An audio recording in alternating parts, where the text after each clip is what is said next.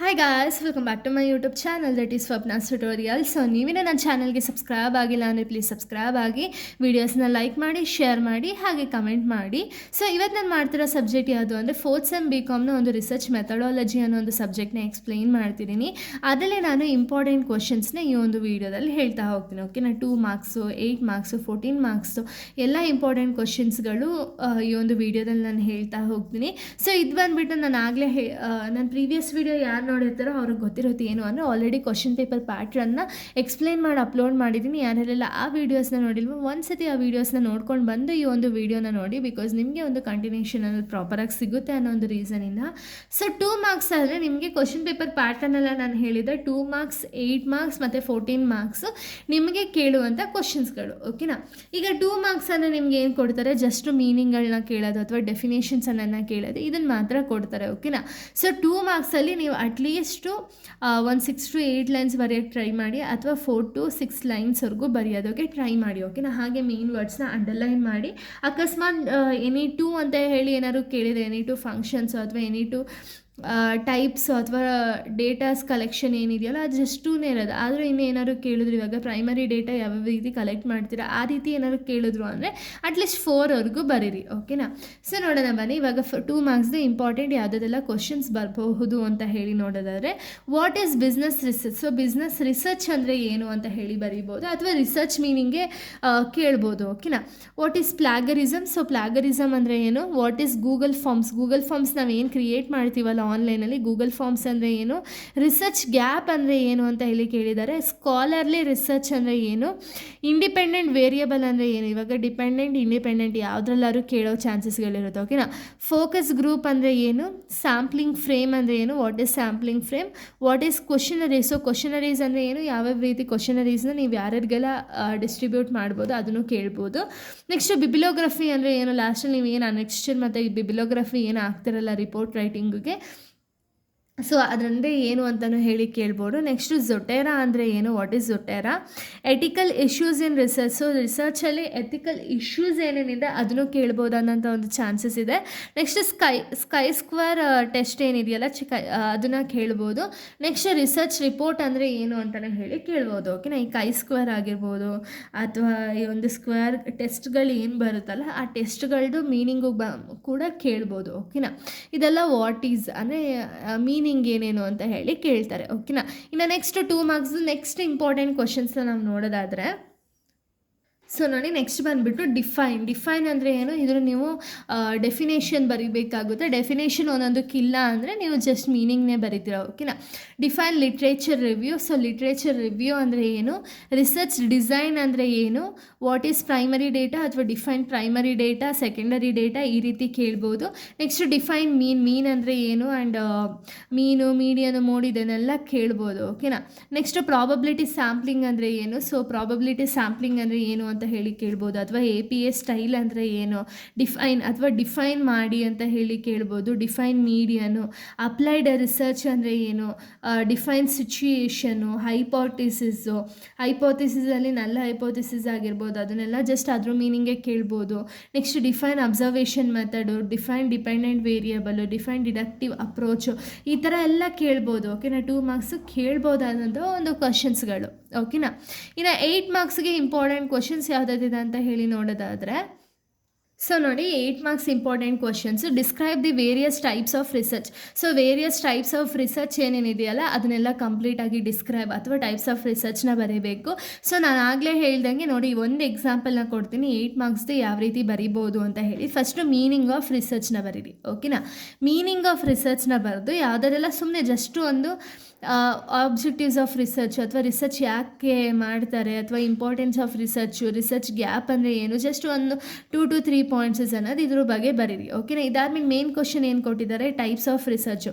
ಈ types of ರಿಸರ್ಚ್ನ first ನೀವು diagrammatic ಫಾರ್ಮಲ್ಲಿ ರೆಪ್ರೆಸೆಂಟ್ ಮಾಡಿ. ಓಕೆನಾ, ಯಾವುದೆಲ್ಲ ಟೈಪ್ಸ್ ಆಫ್ ರಿಸರ್ಚ್ ಇದೆ.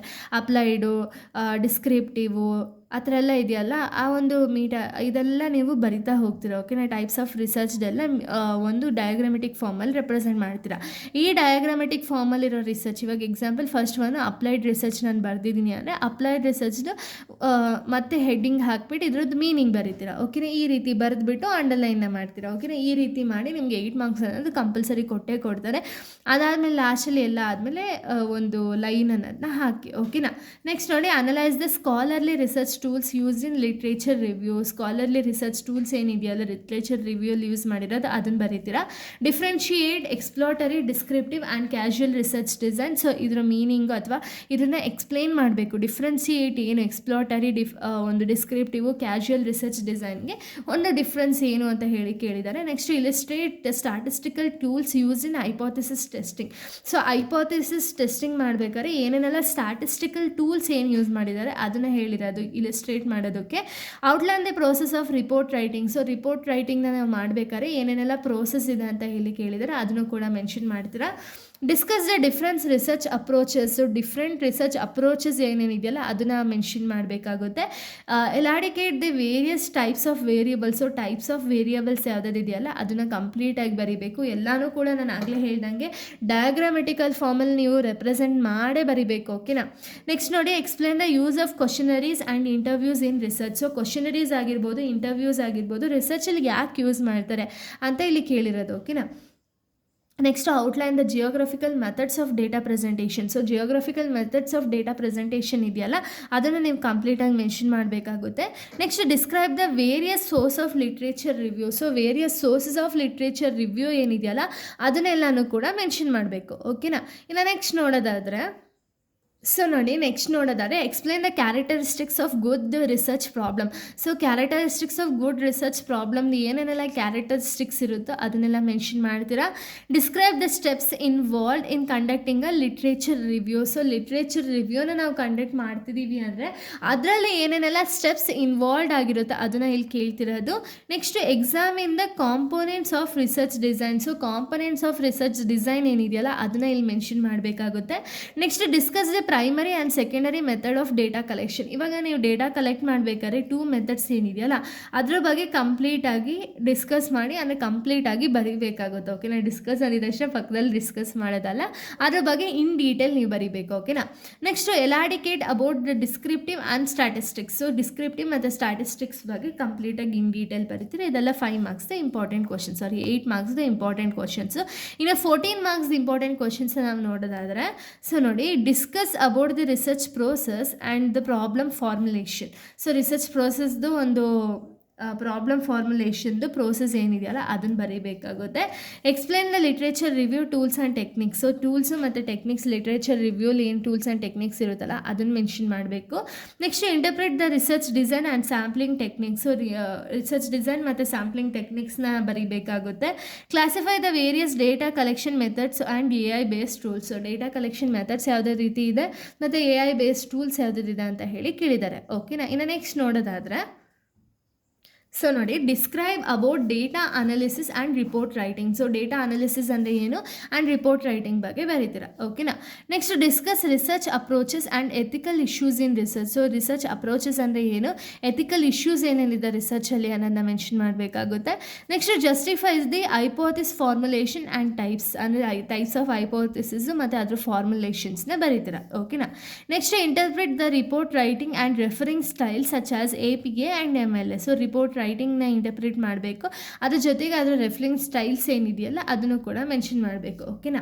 Next examine the fundamental of research along with the ethical issues. So fundamentals of research ಏನಿದೆಯಲ್ಲ ಅದನ್ನು ಎಕ್ಸಾಮಿನ್ ಮಾಡಿ along with the ethical issues ಜೊತೆಗೆ ಮೆನ್ಷನ್ ಮಾಡಬೇಕು. ಓಕೆನಾ. Explain the role of literature review and identify the research gaps. ಅಂದರೆ ಏನು, literature ರಿವ್ಯೂದು ಒಂದು roll ಏನಿದೆ ಮತ್ತು ರಿಸರ್ಚ್ ಗ್ಯಾಪ್ಸ್ ಏನೇನಿದೆ ಐಡೆಂಟಿಫೈ ಮಾಡೋದು ಹೆಂಗೆ ಅಂತ ಹೇಳಿ ಕೇಳಿದ್ದಾರೆ.